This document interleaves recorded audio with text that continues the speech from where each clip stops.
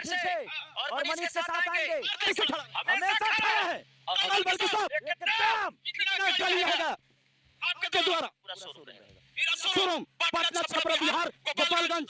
रोमांचक इंटरव्यू देखा है खेसारी लाल यादव के आरती न्यूज पर।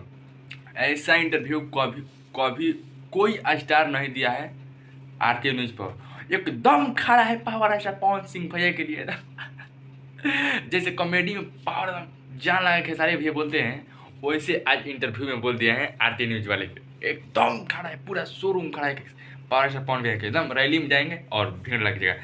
तब खेसारी भैया का बोले हैं कि रैली में नॉमिनेशन के भरने के दौरान हम नहीं जाएंगे क्योंकि भीड़ लग जाएगा बहुत सारा, नॉमिनेशन नहीं भरा पाएगा। इतना भीड़ हो जाएगा तो नॉमिनेशन बहुत देखने कारा काट के लोग थोड़े नहीं आएंगे, बहुत अदर जिला से लोग जाएंगे। पूरा दोनों स्टार जब भोजपुरी का शेर एक ही दिन एक ही समय पर जब मौजूद हो जाएगा तो कौन भीड़ नहीं लगेगा। इसीलिए खेसारी भैया नॉमिनेशन के टाइम को नहीं जाएंगे, अगले दिन जाएंगे। लेकिन जाएंगे एकदम। अभी तक धाकड़ न्यूज है। चलिए मिलते हैं।